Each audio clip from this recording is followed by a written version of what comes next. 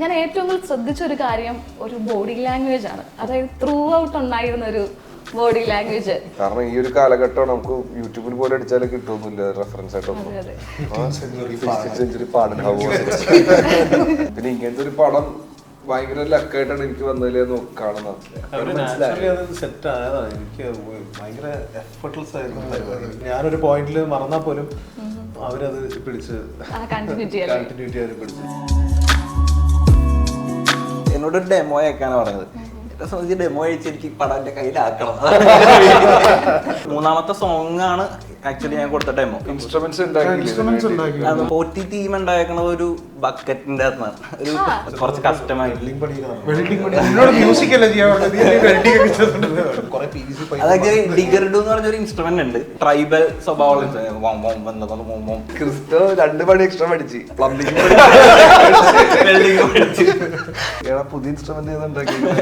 പിന്നെ ഇവനൊരു വലിയൊരു ഇൻസ്ട്രുമെന്റ് ഉണ്ടാക്കാനുണ്ടായിരുന്നു. പക്ഷെ അത് അതിനുള്ള ടൈം കിട്ടിയില്ല അവൻ ഉണ്ടാക്കാൻ. വേറെ ഒരു ഐറ്റം കൂടി ഇറക്കി. അല്ല അത് വെൽഡിംഗ് അല്ല, സിമെന്റ് വർക്കാണ്.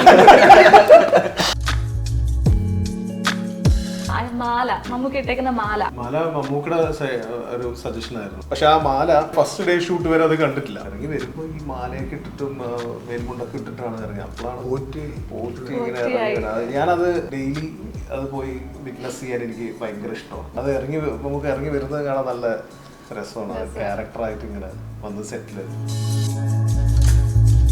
നമ്മുടെ പൃഥ്വിരാജേട്ടൻ ഒരു ഇന്റർവ്യൂ പറഞ്ഞിട്ടുണ്ട്. അതായത് എന്റെ 40കളിലായിരിക്കാം ഞാൻ ഒരു പൂർണ്ണ നടനായി മാറുന്നത്, അല്ലെങ്കിൽ എന്റെ ഒരു എക്സ്പ്ലോർ ചെയ്യാൻ പറ്റുന്നത്. അപ്പൊ എനിക്ക് ചേട്ടനെ അതിൽ അത് തന്നെയാണ് തോന്നുന്നത്. വേഷങ്ങൾ വരുവാണെങ്കിൽ അങ്ങനെ സംഭവിച്ചതിന് ശേഷം ഞാൻ പറയാം എന്റെ 40കളിലാണ് ഞാൻ ഐറ്റമായത്. ചേട്ടന് അച്ഛനെയും ചേട്ടനെയും ഇങ്ങനെ കമ്പയർ ചെയ്ത് നോക്കുമ്പോഴത്തേന് അച്ഛൻ ചെയ്യാൻ പറ്റാത്ത കുറെ കാര്യങ്ങൾ ഇപ്പൊ ഒരു ആസ് ആൻ ആക്ടർ അല്ലെങ്കിൽ ഒരു മകൻ എന്ന നിലയിൽ ചെയ്തു വരാൻ പറ്റുന്നുണ്ടെന്ന് തോന്നുന്നുണ്ടോ? മേജർലി എനിക്ക് അത് തന്നെയായിരുന്നു ആഗ്രഹം. കാരണം വെച്ചാല് കടൽ കടന്ന് മാത്തുക്കുട്ടിയിൽ അച്ഛനൊരു ചെറിയൊരു ക്യാരക്ടർ ചെയ്തിട്ടുണ്ട്. അതെനിക്ക് ഭയങ്കരമായിട്ട് ഇമ്പാക്ട് ചെയ്തൊരു ക്യാരക്ടറാണ്. കാരണം അച്ഛനെ കൊണ്ട് ആ രീതിക്ക് ചെയ്യാൻ പറ്റുമെന്ന് എനിക്ക് വരെ തോന്നിയത്. അച്ഛന് പടങ്ങളില്ലാതായ സമയത്തും കാര്യങ്ങളൊക്കെ എപ്പോഴേക്കും സിനിമയിൽ ഒരു ഭാഗത്തിന് എനിക്ക് പറ്റുള്ളൂ എന്നുള്ള കാര്യം മനസ്സിലാക്കി. അച്ഛൻ എവിടെ നിർത്തി അവിടെ തുടങ്ങണം. പക്ഷേ വേറൊരു തലം നോക്കുകയാണെങ്കിൽ എന്നെ അച്ഛനെ ഒരിക്കലും കമ്പയർ ചെയ്യാൻ പറ്റില്ല. കാരണം അച്ഛൻ വേറെ ടൈപ്പ് ഓഫ് ഒരു ആക്ടറാണ്. Hi hello, welcome to Django space. ഞാൻ സ്നേഹ. പ്രമേഹം കലിയുഗത്തിന്റെ മറ്റൊരു അപഭ്രംശം. പ്രമേഹം തിയേറ്ററിൽ കണ്ട എല്ലാവർക്കും ഒരുപോലെ പറയാൻ സാധിക്കും, ആ ഒരു സിനിമ ബ്ലാക്ക് ആൻഡ് വൈറ്റ് അല്ലാതെ പ്രേക്ഷകർക്ക് മുമ്പിലേക്ക് ഒരിക്കലും എത്തിക്കാൻ സാധിക്കില്ല. കാരണം കറുപ്പിന്റെയും വെളുപ്പിന്റെയും ഒരു പോരാട്ടം, തിന്മയുടെയും നന്മയുടെയും ഒരു പോരാട്ടം, അതേപോലെ അടിയാനും യജമാനും തമ്മിലുള്ള പോരാട്ടം, ഇതിന്റെയൊക്കെ ഒരു കഥ പറയുന്ന ഒരു സിനിമയാണ്. അപ്പൊ നമുക്ക് അവരെ സ്വാഗതം ചെയ്യാം. സ്വാഗതം. അപ്പോൾ ആദ്യം തന്നെ ഡയറക്ടർ രാഹുൽ ചേട്ടാ, നമ്മുടെ ഈ ഒരു പ്രമേഹം കണ്ടപ്പോൾ എനിക്ക് ശരിക്കും തോന്നിയത് ഇതിന്റെ ഒരു കാസ്റ്റിങ്ങിനെ പറ്റിയാണ്. കാരണം നമ്മളൊരു പാചകം ചെയ്യുന്ന പോലെയാണ്. എല്ലാ കൂട്ടുകളും നല്ല രീതിയിൽ ചെയ്താൽ മാത്രമേ ഒരു പാചകം അടിപൊളിയാവത്തുള്ളൂ, ആ രുചിയോടുകൂടി നമുക്ക് കഴിക്കാൻ സാധിക്കുകയുള്ളൂ. അപ്പൊ അങ്ങനെ നോക്കുമ്പോൾ എവിടെയെങ്കിലും എന്തെങ്കിലും ഒരു പാളിച്ച പറ്റിയാലും നമ്മുടെ കയ്യിൽ നിന്ന് അത് പോകും. അങ്ങനെ നോക്കുമ്പോൾ ഭയങ്കര പെർഫെക്റ്റ് കാസ്റ്റിംഗ് ആണ് നമ്മുടെ സിനിമയിലേക്ക് വന്നത്. അപ്പോൾ ഇത് എഴുതുന്ന സമയത്ത് തന്നെ ഇത് മനസ്സിലുണ്ടായിരുന്നോ, ഇവരൊക്കെ തന്നെയാണ് ഇത് ചെയ്യേണ്ടത്, മമ്മൂക്ക ഉണ്ടായിരുന്നോ? അപ്പോൾ ഇതിന്റെ ഒരു കാസ്റ്റിങ്ങിനെ പറ്റി ഒന്ന് പറയാമോ? കാസ്റ്റിംഗ് നമ്മൾ നാച്ചുറലി മമ്മൂക്കയാണ് ഫസ്റ്റ് ഇതിലേക്ക് വരുന്നത്. മമ്മൂക്ക വെച്ച് ചെയ്യാൻ ആ ക്യാരക്ടർ മമ്മൂക്ക ചെയ്താലും നന്നായിട്ടുള്ളതാണ്. ഈ പ്രൊജക്ട് മൗണ്ട് ചെയ്യുന്നതും നമ്മൾ ആലോചിക്കുന്നതും ബാക്കി എല്ലാം സംസാരിക്കുന്നതൊക്കെ അങ്ങനെയാണ്. പിന്നെ ഒരു ഫേസിലാണ് അതിന്റെ ഡയലോഗ്സ് ഒക്കെ എഴുതി തുടങ്ങുമ്പോഴാണ് പിന്നെ ബാക്കി ആർട്ടിസ്റ്റിനെ കുറിച്ചും സിദ്ധുവിനെയും അർജുനെ കുറിച്ചൊക്കെ ആലോചിച്ച് അങ്ങനെ. പിന്നെ വൺസ് കാസ്റ്റ് ഫിക്സ് ആയി കഴിഞ്ഞാൽ പിന്നെ നമ്മൾ അതിലേക്ക് നമ്മളിങ്ങനെ സംസാരിച്ച് അതിങ്ങനെ എല്ലാവരും മോൾഡായിട്ട് അതിലേക്കുള്ള എല്ലാ കോൺട്രിബ്യൂഷനും വരുമല്ലോ. അങ്ങനെയാണ് ഒരു പടം. എല്ലാ ഫിലിം ചെയ്യുന്ന മാതിരി ഇതിലും നല്ലൊരു കോൺട്രിബ്യൂഷൻ ഇതിന്റെ ഒരു സ്പാർക്ക് എപ്പോഴാണ് തോന്നി തുടങ്ങുന്നത്? അല്ലെങ്കിൽ ഒരു ഭ്രമയുഗം പോലൊരു സിനിമ അതിന്റെ ഒരു ഇങ്ങനൊരു ഇതിനൊരു സ്കോപ്പ് ഉണ്ട് എന്നൊക്കെ തോന്നി തുടങ്ങുന്നത് എപ്പോഴാണ്? കുറച്ചു കാലം മുമ്പാണ്. എക്സാക്ട് എനിക്ക് ഓർമ്മയില്ല. ബട്ട് ഈവൻ ബിഫോർ ഭൂതകാലമായിരുന്നു. 2017 or 2016 ആയിരിക്കും. അപ്പോഴാണ് ഒരു ഫസ്റ്റ് ഡ്രാഫ്റ്റ് എന്നുള്ള രീതിയിൽ എൻഡിങ് ഇതാണ് വേണ്ടത്, തുടക്കം ഇങ്ങനെ ആയിരിക്കണം, മിഡ് പോയിന്റ് ഇതൊക്കെയാണെന്നുള്ള അന്നേ എനിക്ക് ഐഡിയ ഉണ്ടായിരുന്നു. പക്ഷെ അത് അന്ന് ചെയ്യണമെങ്കിൽ മമ്മൂക്ക വേണം. അന്ന് ഞാനൊരു ഫിലിം പ്രോപ്പറായിട്ട് സക്സസ്ഫുൾ ആയിട്ട് നിൽക്കുന്നില്ല. സോ അതൊക്കെ ഒരു സ്വപ്നമായിട്ട് മാറ്റി വെച്ച് പിന്നെ ഭൂതകാലത്തിന് ശേഷമാണ് ഈ ആ ഒരു കോൺഫിഡൻസിലാണ് ഇതെല്ലാം ബാക്കിയെല്ലാം വന്നത്. ബാക്കിയാണ് ചെയ്തു വരുന്നത്. അപ്പൊ മമ്മൂക്കൊപ്പം തന്നെ രണ്ട് നെടുന്തൂണുകളായിട്ട് നിന്ന രണ്ട് ആർട്ടിസ്റ്റുകളാണ് സിദ്ധാർത്ഥേട്ടനും അർജുൻ ചേട്ടനും. ഇപ്പൊ അർജുൻ ചേട്ടനിലേക്ക് വരുവാണെങ്കിൽ ഞാൻ ഏറ്റവും കൂടുതൽ ശ്രദ്ധിച്ച ഒരു കാര്യം ഒരു ബോഡി ലാംഗ്വേജ് ആണ്. അതായത് ത്രൂ ഔട്ട് ഉണ്ടായിരുന്ന ഒരു ബോഡി ലാംഗ്വേജ്. കാരണം അതായത് അടിമത്തത്തിന്റെ ഒരു രീതി അതിൽ കാണിക്കുന്നുണ്ട്. യജമാനന് മുമ്പിൽ എപ്പോഴും പാട്ട് പാടാൻ വേണ്ടി കുഞ്ഞു നിൽക്കുമ്പോഴത്തേന് ആ ഒരു നടുവിനൊരു കുനിവ് വരുന്ന ഒരു ബോഡി ലാംഗ്വേജ് ആണ്. അത് മെയിൻറ്റെയിൻ ചെയ്യാൻ ശ്രമിച്ചിട്ടുണ്ട്. അതിപ്പം ഓൾറെഡി നമ്മളത് ഡിസ്കഷനിൽ വന്ന കാര്യങ്ങളാണോ അതോ ചേട്ടനായിട്ട് ഇംപ്രൂവൈസ് ചെയ്തതാണോ, എങ്ങനെയാണ്? ഓൾറെഡി ഡിസ്കഷനിൽ പറഞ്ഞതാണ് ഇങ്ങനെ ഇരിക്കും പരിപാടി. അപ്പൊ ആദ്യം തുടങ്ങുമ്പോൾ ഒരു ഐഡിയ ഉണ്ടായില്ല എങ്ങനെയാണ് ചെയ്യേണ്ടത്. കാരണം ഈ ഒരു കാലഘട്ടം നമുക്ക് യൂട്യൂബിൽ പോലും അടിച്ചാലും കിട്ടുമൊന്നുമില്ല റെഫറൻസ് ആയിട്ടൊന്നും. 16th century Patan. അപ്പൊ അതൊക്കെ ഭയങ്കര ടെൻഷനായിരുന്നത്. ഈ ക്യാരക്ടർ എങ്ങനെയായിരിക്കും നിൽക്കുക, സംസാരിക്കുക. പിന്നെ ഇങ്ങനത്തെ ഒരു പടം ഭയങ്കര ലക്കായിട്ടാണ് എനിക്ക് വന്നതിലേ കാണുന്നത്. അപ്പൊ അത് മാക്സിമം നല്ല ഔട്ടോടെ കൊടുക്കാൻ ശ്രമിച്ചിട്ടുണ്ട്. അപ്പോൾ ആ ഒരു ടെൻഷനിലാണ് ഫസ്റ്റ് ഡേ ചെന്നത്. അപ്പോൾ കുറെ കാര്യങ്ങളൊക്കെ പറഞ്ഞത് ഇങ്ങനെയായിരിക്കും പാട്ട്. ഫസ്റ്റ് സീൻ ഷൂട്ട് ചെയ്യണ പാട്ടാണ്, രണ്ടാമത്തെ പാട്ടാണ് ഷൂട്ട് ചെയ്യണത് നമുക്ക് മുമ്പിലുള്ളത്. അപ്പോൾ അതിൽ ഇങ്ങനെ ചെയ്യട്ടെ. അപ്പോൾ അപ്പോൾ അവിടെ രാവിലെ കുറെ സജഷൻസ് കാര്യങ്ങളൊക്കെ പറഞ്ഞത്. അപ്പോൾ അതേപോലെ ചെയ്ത് ഒരു 2-3 ദിവസം നാച്ചുറലി അത് സെറ്റ് ആയതാണ്. എനിക്ക് ഭയങ്കര എഫർട്ട്ലെസ് ആയിരുന്നു പരിപാടി. ഞാനൊക്കെ എനിക്ക് കുറച്ച് നമ്മൾ ആ രീതിയിലൊക്കെ കമ്മ്യൂണിക്കേറ്റ് ചെയ്തു. അർജുനും സിദ്ധുവൊക്കെ ഗംഭീരമായിട്ട് തന്നെ ആ ക്യാരക്ടർ ഇങ്ങനെ പിടിച്ച് ത്രൂ ഔട്ട് പിടിച്ചു നിന്നു. ഞാനൊരു പോയിന്റിൽ മറന്നാൽ പോലും അവരത് പിടിച്ച് കണ്ടിന്യൂറ്റി അവർ പിടിച്ചിട്ടുണ്ട്. അതൊക്കെ ഭയങ്കര ഒരു രസകരമായി വന്നിട്ടുണ്ട്. ഇപ്പൊ സിദ്ധാർത്ഥന്റെ കാര്യം പറയുകയാണെങ്കിലും ഈ പറഞ്ഞ പോലെ തന്നെ ബോഡി ലാംഗ്വേജും മിതമായിട്ടുള്ള സംഭാഷണങ്ങളും അതാണ് ആ ക്യാരക്ടറിന്റെ പ്രത്യേകത. അതായത് നമ്മൾ തുടക്കം മുതൽ കാണുമ്പോൾ തന്നെ ആ ഒരു എന്താ ഒരു അമർഷവും അതേപോലെ തന്നെ ചെറിയൊരു അധികാരത്തിന്റെ ഉള്ളിലുണ്ട്, പക്ഷെ അത് പുറത്ത് കാണിക്കാൻ പറ്റത്തില്ല. പക്ഷെ അടിമത്തവും അമർഷവും എല്ലാം കൂടെ ഉള്ളൊരു ക്യാരക്ടറാണ്. അപ്പൊ അതിൽ ഓരോ സംഭാഷണവും തെളിയിക്കുന്നതാണ്. അപ്പം ആ ഒരു ബോഡി ലാംഗ്വേജ് മെയിൻറ്റെയിൻ ചെയ്യാൻ വളരെയധികം ബുദ്ധിമുട്ടാണ് ഓരോ സ്ഥാനത്തും. അപ്പൊ അതെങ്ങനെയാണ്? അത് ഇതുപോലെ ശ്രദ്ധിച്ചു തന്നെ മുമ്പോട്ട് പോയോ? ശ്രദ്ധിച്ചു മുമ്പോട്ട് പോകാന്ന് പറഞ്ഞാൽ ഒന്നാമത്തെ കാര്യം, നിങ്ങൾ ഈ പടം കണ്ട പോലെ അല്ല നമ്മൾ ഷൂട്ട് ചെയ്തത്. ചില ലേറ്റർ രംഗങ്ങളായിരിക്കും ആദ്യം പറഞ്ഞത്. അപ്പോൾ ഇതിന്റെ മീറ്റർ എങ്ങനെയാണെന്നുള്ളത് നമുക്ക് വലിയ ധാരണ ഉണ്ടാവില്ല. അത് ഗൈഡ് ചെയ്യാൻ രാഹുലുണ്ട്.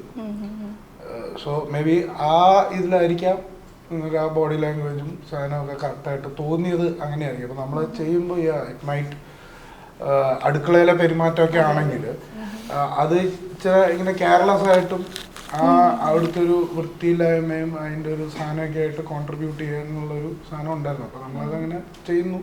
ചിലപ്പോൾ മീറ്റർ കൂടും, ചിലപ്പോൾ മീറ്റർ കുറയും. അപ്പോൾ അത് അങ്ങനെയാണെന്നുള്ളത് രാഹുൽ പറയും. That's how we could maintain it. അല്ലാതെ നമ്മൾ ഭയങ്കരമായിട്ട് ഇത് ചെയ്ത് ഈ ക്രോണോളജിയിലല്ലല്ലോ പടം ഷൂട്ട് ചെയ്തിരിക്കുന്നത്. ഈ അടുക്കളയുടെ ഒക്കെ കാര്യം പറഞ്ഞപ്പോഴാണ് അതെങ്ങനെയായിരുന്നു അതിൻ്റെ ഒരു ഡെവലപ്മെന്റ്? കാരണം ആ സീനിനകത്തൊക്കെ എന്താണ് ആ ഒരു ക്യാരക്ടറിന്, മമ്മൂക്കയുടെ ഒരു ക്യാരക്ടറിന് വേണ്ടുന്ന ഒരു ഭക്ഷണ രീതി, പക്ഷെ അത് നമുക്ക് പെട്ടെന്ന് കണക്റ്റ് ആവില്ല. നമ്മൾ കാണുമ്പോൾ വിചാരിക്കും ഇതെന്താ ഇങ്ങനെ ചെയ്യുന്നത്. അത് ഞാനൊരു സ്പോയിലർ ആയതുകൊണ്ട് ഞാൻ പറയാത്തതാണ്. എന്താണ് അങ്ങനെ ചെയ്യുന്നത്, ഒന്നിച്ചെല്ലാം കൂടെ ചെയ്യുന്ന രീതി. അപ്പൊ അതെങ്ങനെയാണ് ആ സമയത്ത് ഡെവലപ്പ് ചെയ്തെടുത്തത്? ഇങ്ങനെയൊക്കെ ചെയ്യാം. അതുപോലെ അടുക്കള ഭയങ്കരമായിട്ട് എല്ലാം ഇങ്ങനെ മെസ്സപ്പായി കിടക്കുന്ന ഒരു കിച്ചൺ. അപ്പൊ അതിന്റെ ഒരു ഡെവലപ്മെന്റ് എങ്ങനെയായിരുന്നു?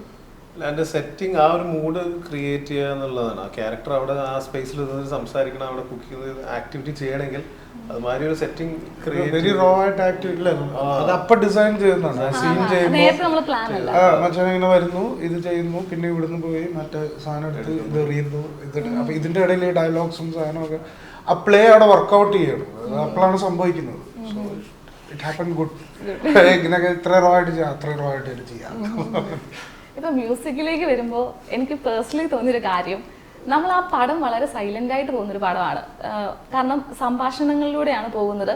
മമ്മൂക്കയുടെ ഓരോരോ ഡയലോഗ്സ് വരുമ്പോൾ നമുക്ക് ഉള്ളിലൊരു ഭീതി ഉണർത്തുന്നൊരു ചില ഭാഗത്ത് വരുമ്പോഴത്തേന് മമ്മൂക്കയുടെ സൗണ്ട് മാത്രം മതി. പക്ഷേ എനിക്ക് തോന്നുന്നു ക്രിസ്റ്റോയുടെ ഏറ്റവും വലിയ ചലഞ്ച് എന്ന് പറയുന്നത് മമ്മൂക്കയുടെ ആ ഒരു സംഭാഷണങ്ങൾക്കും സൗണ്ടിനും മുകളിൽ നിർത്തണം ആ ഒരു മ്യൂസിക്കിനെ. കാരണം അത്രത്തോളം ഇമ്പാക്റ്റ് ഉള്ള ഗംഭീരമായിട്ടുള്ള സൗണ്ടും ഡയലോഗ് ഡെലിവറിയാണ് മമ്മൂക്കയുടെ. അപ്പൊ അതൊരു ശരിക്കും ചലഞ്ച് തന്നെ ആയിരുന്നില്ല? അങ്ങനെ അത്തരത്തിലുള്ളൊരു മ്യൂസിക് ഉണ്ടാക്കണം. ആ സൗണ്ടിന് മേലെ പോവുക അല്ല, ശ്രദ്ധിക്കണമല്ലോ. സീൻ ഡിമാൻഡ് ചെയ്യുന്നത് മാത്രമേ നമ്മൾ കൊടുത്തിട്ടുള്ളൂ, അതിന്റെ മേലോട്ട് കൊടുത്തിട്ടില്ല, അതിന്റെ താഴോട്ടും കൊടുത്തിട്ടില്ല. ഇപ്പൊ ഇൻട്രൊഡക്ഷൻ സീനിനെ പറ്റി പറയുകയാണെങ്കിൽ ഇതില് രാഹുലേട്ടൻ ആദ്യം വെച്ച റെഫറൻസ് ഒറ്റ ഇൻസ്ട്രുമെന്റിൽ ഒരു മെലഡി ആയിരുന്നു ആദ്യം വെച്ചത്. നമ്മൾ നേരത്തെ ഷൂട്ടിന് മുമ്പേ പോറ്റി തീം നമ്മൾ റെഡിയാക്കിയിട്ടുണ്ടായിരുന്നു. ഞാൻ വിഷ്വൽ വന്നു കഴിഞ്ഞപ്പോൾ ഞാൻ ഈ തീം വെച്ചിട്ട് അവിടെ ഒരു ഉടുക്ക് വായിച്ച്, തുടക്കത്തിൽ ഒരു ഉടുക്കും വായിച്ച് ഒരു ബ്രേക്ക് ഇട്ടിട്ട് ഈ തീം അവിടെ പ്ലേസ് ചെയ്ത് രാഹുലേട്ടനെ കേൾപ്പിച്ചു. രാഹുലേട്ടൻ മറ്റേ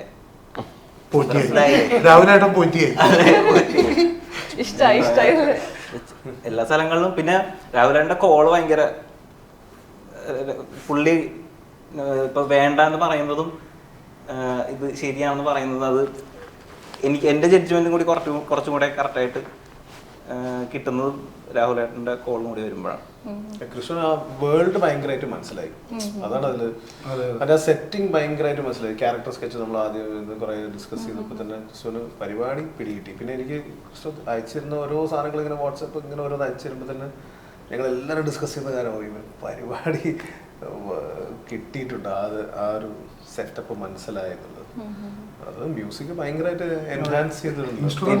എന്നെ സംബന്ധിച്ച് ഇത് എന്നോടൊരു ഡെമോ അയക്കാനാണ് പറഞ്ഞത്. എന്നെ സംബന്ധിച്ച് ഡെമോ അയച്ച് എനിക്ക് പടം എൻ്റെ കയ്യിലാക്കണം. ഗംഭീര ഡെമോ ആയിരുന്നു. ആ ഡെമോന്റെ കുറെ എലമെന്റ്സ് ഒക്കെ നമ്മുടെ പാട്ടിലും നമ്മുടെ തീമിലും ഒക്കെ ഉണ്ട്. മൂന്നാമത്തെ സോങ് ആണ് ആക്ച്വലി ഞാൻ കൊടുത്ത ഡെമോ.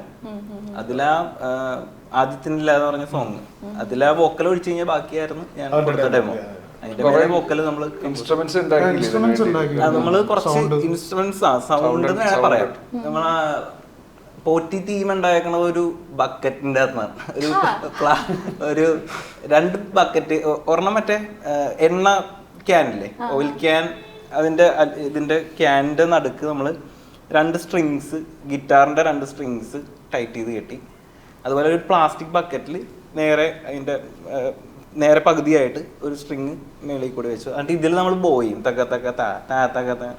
ഞാൻ കാലിന്റെ ഇവിടെ വെച്ചിട്ട് ഇങ്ങനെ ടൈറ്റ് ചെയ്യുമ്പോൾ സ്ട്രിങ് ടൈറ്റ് ആവും. അപ്പൊ ഒരു നോട്ട് മാറും, അടുത്ത നോട്ട് അങ്ങനെ മാറും. അങ്ങനെ വേറൊരു വാട്ടർ ഫോൺ എന്ന് പറഞ്ഞൊരു ഇൻസ്ട്രുമെന്റ് ഉണ്ട്. അത് ഈ സൗണ്ട് സ്കേപ്പ് നമ്മൾ ഈ ചെറിയൊരു ടെക്സ്റ്ററൽ പരിപാടികളൊക്കെ ചെയ്യാൻ വേണ്ടി പുറത്ത് ആൾക്കാർ യൂസ് ചെയ്യണതാണ്. നമുക്ക് അതിന്റെ VSTs ഒക്കെ ഇവിടെ ഉണ്ട്, പക്ഷെ ഇത് ഇൻസ്ട്രുമെന്റ് ഇവിടെ അവൈലബിൾ അല്ല. അപ്പൊ ഞാൻ കുറച്ച് കോസ്റ്റ്ലിയാണ്. അപ്പൊ ഞാനത് എൻ്റെ ഫ്രണ്ട് ഒരുത്തുണ്ട് അഖിൽ, അപ്പൊ അവൻ വെൽഡ് ചെയ്യും. ഞാനൊരു ദിവസം വിളിച്ചിട്ട് ഇത് കാണിച്ചു കൊടുത്ത് നമുക്കിത് ചെയ്യാൻ പറഞ്ഞിട്ട് നമ്മളിത് കുറച്ച് കസ്റ്റമായി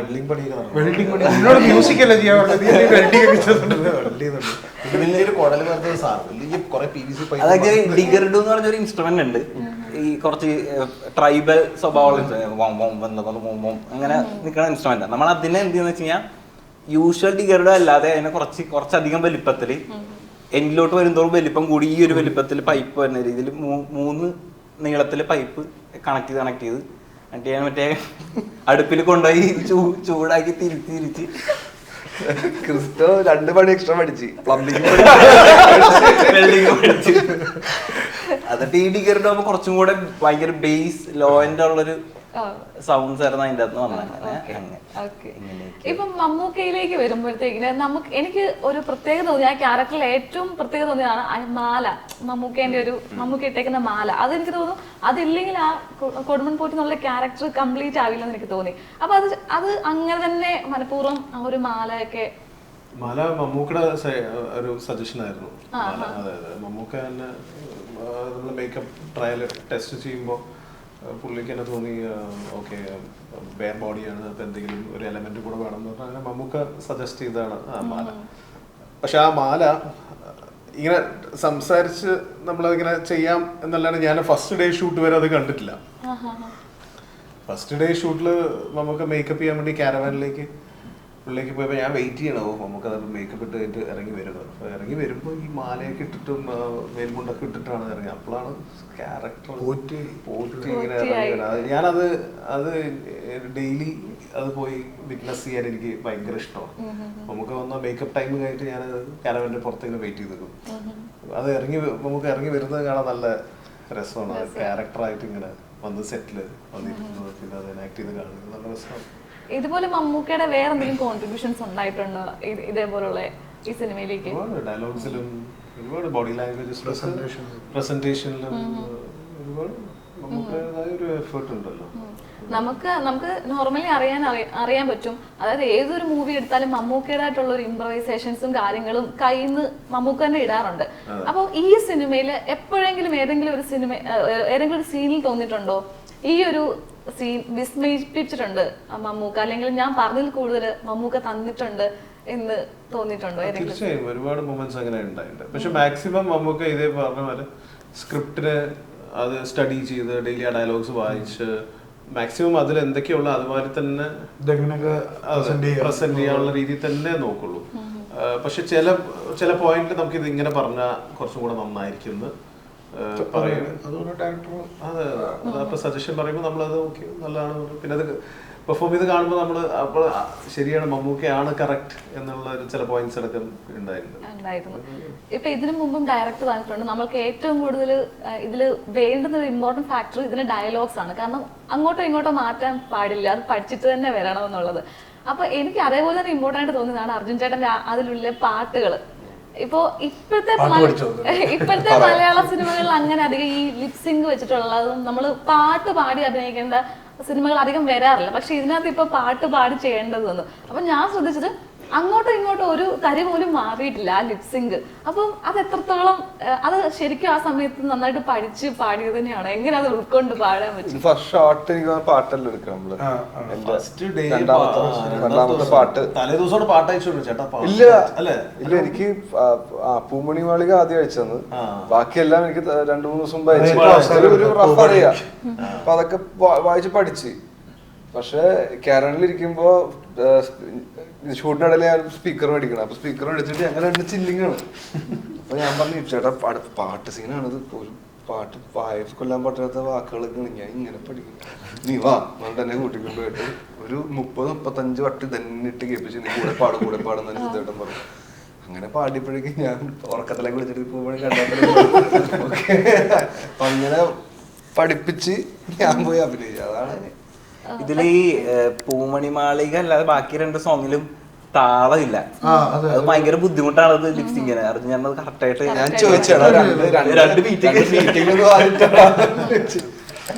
പിന്നെ ക്രിസ്റ്റോന്റെ സംഭവം കാര്യം പറയുമ്പോ ഓരോ വട്ടം പറയുമ്പോ ഞാൻ കൗതുകത്തോടെ പുതിയ ഇൻസ്ട്രുമെന്റ് ഉണ്ടാക്കി. പിന്നെ ഇവനൊരു വലിയൊരു ഇൻസ്ട്രുമെന്റ് ഉണ്ടാക്കാനുണ്ടായിരുന്നു, പ്ലാൻ ഉണ്ടായിരുന്നു. ഗംഭീര സാധനമായിരുന്നു. വലിയ നമ്മുടെ ജയന്റിന്റെ ഭയങ്കര ജയന്റ് സാധനം. പക്ഷെ അത് അതിനുള്ള ടൈം കിട്ടിയില്ല അവനുണ്ടാക്കാൻ. ഞാൻ വേറെ ഒരു ഐറ്റം കൂടി ഇറക്കി. അല്ല അത് വെൽഡിംഗ് അല്ല, സിമെന്റ് വർക്കാർ. വീട് പണിയത് ശരിക്കും ആ ഒരു സോങ്ങിന്റെ കാര്യത്തില് ചേട്ടനെ അഭിനന്ദിക്കാതിരിക്കാൻ പറ്റില്ല. അല്ല അത് സത്യം പറഞ്ഞ അഭിനന്ദിക്കേണ്ട എഴുതിയ ആൾക്കാരാണ്. അമ്മു മറിയ അലക്സും ദിനാഥ് പുത്തഞ്ചിക്കും. ഇവര് നല്ല നല്ല വേർഡ്സ് ആണ് അതിനകത്ത് എഴുതിയേക്കണം. ഞാൻ അവരുടെ അടുത്ത് പോയിട്ട് അതിന്റെ അർത്ഥങ്ങൾ മനസ്സിലാക്കിയിട്ടാണ് പോയി പാടിയത്. പിന്നെ സിദ്ധുവേട്ടനും പിന്നെ ക്രിസ്റ്റോ ആണല്ലേ. ആസ് എ ഡയറക്ടർ എനിക്ക് ചോദിക്കാനുള്ളത് ആ സമയത്ത്, അതായത് ഈ പാടുന്ന സമയത്ത് ആ ഒരു ചാംനെസ് വേണം, ആ ഒരു ചാമിങ് ആയിട്ട് വേണം പാടാൻ. കാരണം ഉള്ളിൽ ആ ഒരു വിനയവും അതായത് മുമ്പിലിരിക്കുന്ന ദേവനെ ആണെങ്കിലും കോലോക തമ്പുരാനെ ആണെങ്കിലും പ്രീതിപ്പെടുത്തണം ഒരു നേരത്തെ ഭക്ഷണത്തിനൊക്കെ. അപ്പൊ ആ ഒരു ചാമിങ് ആ ഒരു ക്യാരക്ടറിൽ വന്നിട്ടുണ്ട്. അപ്പൊ അത് എത്രത്തോളം കംപ്ലീറ്റ് ആയിട്ട് ചെയ്യാൻ പറ്റും, അല്ലെങ്കിൽ എത്രത്തോളം സാറ്റിസ്ഫൈഡ് ആണ് ആസ് എ ഡയറക്ടർ അർജുൻ ചേട്ടന്റെ ആ ഒരു സംഭവങ്ങൾ?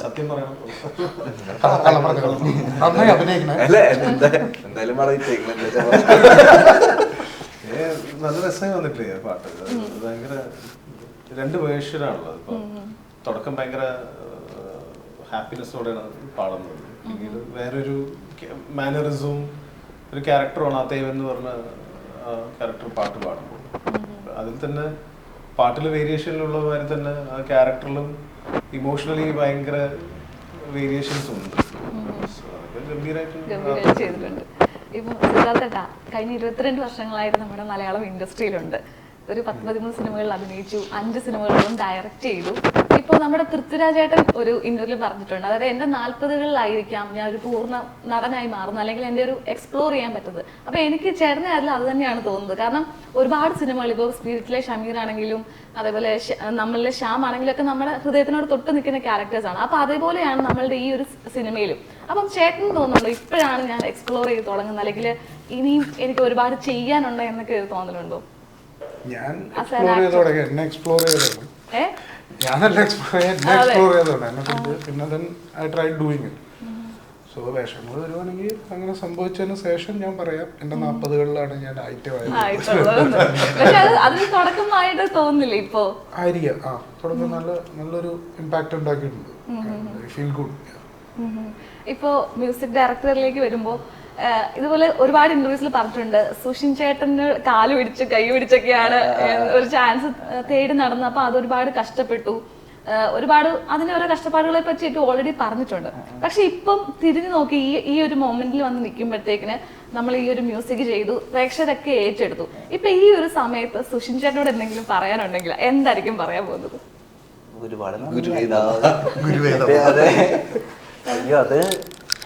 ഞാൻ സുഷിനോട് ചോദിച്ചിട്ടുണ്ട്, ഞാൻ ഇത്രയും ശല്യം ചെയ്തിട്ട് എന്തിനാണ് എന്നെ കൂടെ കൂട്ടിയത്, ഞാൻ ഒരു പോയിന്റ് അത് എന്തായിരുന്ന ഫാൻ. അപ്പൊ സുഷിൻ പറഞ്ഞു വെച്ച് കഴിഞ്ഞാൽ എൻ്റെ ആഗ്രഹം ഞാൻ കറക്റ്റായിട്ട് കൺവേ ചെയ്തുകൊണ്ട് സുഷിൻ അത് മനസ്സിലാക്കിയിട്ട് അങ്ങനെ കൂടെ കൂട്ടിയതാണ്. അത് കാരണം ഞാനും ഭയങ്കര ഹാപ്പി. എൻ്റെ ഡ്രീം കം ട്രൂ ആ. ഞാൻ ഇങ്ങനെ ഇവിടെ ഇരിക്കണുണ്ടെങ്കിൽ അത് ഞാൻ 10ാം ക്ലാസ്സിൽ ആഗ്രഹിച്ച മ്യൂസിക് ഡയറക്ടർ ആവണം. അപ്പൊ അത് സാക്ഷാത്കരിച്ചു. അതെ, ഇനിയും തുടങ്ങിയിട്ടേ ഉള്ളൂ.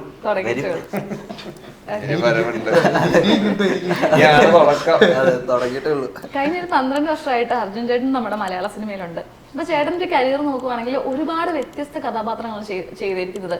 ഇപ്പൊ ഓസ്ലറില്, ഇപ്പൊ നമ്മുടെ ഈ ഭ്രമയുഗത്തില്, അതേപോലെ അജഗജാന്തരം, പറവ, ഒരുപാട് വ്യത്യസ്ത കഥാപാത്രങ്ങൾ ചെയ്യാൻ സാധിച്ച ഒരു നടൻ എന്ന നിലയിൽ.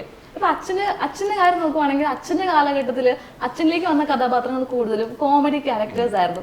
എനിക്ക് തോന്നുന്നു മലയാള സിനിമ അശോകൻ ചേട്ടനെ എക്സ്പ്ലോർ ചെയ്ത് തുടങ്ങിയത് ഈ ഒരു സമയം തൊട്ടാണ്. എനിക്ക് തോന്നുന്നു ഞാൻ IFFKയിൽ കണ്ടുള്ള സിനിമയാണ് ഹാസ്യം എന്ന് പറഞ്ഞ പടം. അതിനുശേഷം ഇങ്ങോട്ടാണ് ഞാൻ കുറെ സീരിയസ് കഥാപാത്രങ്ങൾ കണ്ടു തുടങ്ങിയത് അശോകൻ ചേട്ടനെ. അപ്പം അച്ഛനെയും ചേട്ടനെയും ഇങ്ങനെ കമ്പയർ ചെയ്ത് നോക്കുമ്പോഴത്തേന് അച്ഛൻ ഒരു അവസാനിപ്പിച്ചെടുത്ത് അല്ലെങ്കിൽ ചെയ്യാൻ പറ്റാത്ത കുറെ കാര്യങ്ങൾ ഇപ്പം ഒരു ആസ് ആൻ ആക്ടർ അല്ലെങ്കിൽ ഒരു മകൻ എന്ന നിലയിൽ ചെയ്തു വരാൻ പറ്റുന്നുണ്ടെന്ന് തോന്നുന്നുണ്ടോ? ഒരു സൈഡ് നോക്കിക്കഴിഞ്ഞാൽ മേജർലി എനിക്ക് അത് തന്നെയായിരുന്നു ആഗ്രഹം. കാരണം വെച്ചാല് കടൽ കടന്ന് മാത്തുക്കുട്ടിയിൽ അച്ഛനൊരു ചെറിയൊരു ക്യാരക്ടർ ചെയ്തിട്ടുണ്ട്. അതെനിക്ക് ഭയങ്കരമായിട്ട് ഇമ്പാക്ട് ചെയ്തൊരു ക്യാരക്ടറാണ്. കാരണം അച്ഛനെ കൊണ്ട് ആ രീതിക്ക് ചെയ്യാൻ പറ്റുമെന്ന് എനിക്ക് വരെ തോന്നിയതും. പിന്നെ ബാബുട്ടിയുടെ നാമത്തില് മിന്നൽ മുരളി, അതൊക്കെ ഞാൻ അഭിനയിച്ചത് കഴിഞ്ഞിട്ടൊക്കെയാണ് മിന്നൽ മുരളി ഇറങ്ങുന്നത്. പക്ഷെ എനിക്ക് അച്ഛന് പടങ്ങളില്ലാതായ സമയത്തും കാര്യങ്ങളൊക്കെ എപ്പോഴേക്കും എനിക്ക് സിനിമയിൽ എത്തണം, അഭിനയം അല്ലെങ്കിൽ ഡയറക്ടർ സൈഡ് അല്ലെങ്കിൽ സിനിമയിൽ ഒരു ഭാഗം തന്നെ എനിക്ക് പറ്റുള്ളൂ എന്നുള്ള കാര്യം മനസ്സിലാക്കി. പിന്നെ അച്ഛൻ എവിടെ നിർത്തി അവിടെ തുടങ്ങണം, അത് നല്ല വൃത്തിക്ക് ചെയ്യണം. പക്ഷെ വേറൊരു തലം നോക്കുകയാണെങ്കിൽ എന്നെ അച്ഛനെ ഒരിക്കലും കമ്പയർ ചെയ്യാൻ പറ്റില്ല. കാരണം അച്ഛൻ വേറെ ടൈപ്പ് ഓഫ് ഒരു ആക്ടറാണ്. പേഴ്സണൽ കാര്യമാണ് ഞാൻ പറഞ്ഞത്. പക്ഷെ സത്യാവസ്ഥ എന്ന് പറഞ്ഞാൽ അച്ഛൻ്റെ ശൈലികളും അച്ഛൻ വേറെ പൊളിച്ച് വെച്ചേക്കണം. അതൊന്നും എനിക്ക് പൊളിക്കാൻ പറ്റൂല. കാരണം പഞ്ചാബിയൊക്കെ എനിക്ക് എനിക്ക് ചെയ്യാൻ പറ്റൂല ഒരിക്കലും. അതൊക്കെ വർഷങ്ങളോളം അല്ലെങ്കിൽ ആയിരക്കണക്കിന് സ്റ്റേജുകൾ ചെയ്ത് ഉണ്ടാക്കിയെടുത്ത ഒരു തഴമ്പാണ് അച്ഛൻ്റെ ആക്ടിങ്. അപ്പൊ ഒരിക്കലും കമ്പയർ ചെയ്യേണ്ട കാര്യമില്ല. പക്ഷെ അച്ഛനോടുള്ള ഒരു സ്നേഹമാണ് ഇന്ന് ഈ നിലയിൽ കൂടെ എത്തിച്ചതെന്ന് പറയാൻ പറ്റുമല്ലേ? അച്ഛനും അമ്മയും ചേച്ചിയും ഭാര്യയും എല്ലാവരോടുള്ള സ്നേഹവും സിനിമയോടുള്ള സ്നേഹവും അതൊക്കെ തന്നെ എത്തിച്ചത്. ഓക്കെ, ഇപ്പോ എന്തായാലും തിയേറ്ററിൽ ഒരുപാട് പ്രേക്ഷകർ ഇരുകൈ നീട്ടി സ്വീകരിച്ചു നമ്മുടെ ഭ്രമയുഗം. അപ്പോൾ എന്തായാലും ഇനി ഒരുപാട് ദിവസങ്ങൾ ഇങ്ങനെ കണ്ടിന്യൂസ്ലി ഓടട്ടെ. അപ്പോൾ എല്ലാവിധ ആശംസകളും. Thank you so much. Thank you.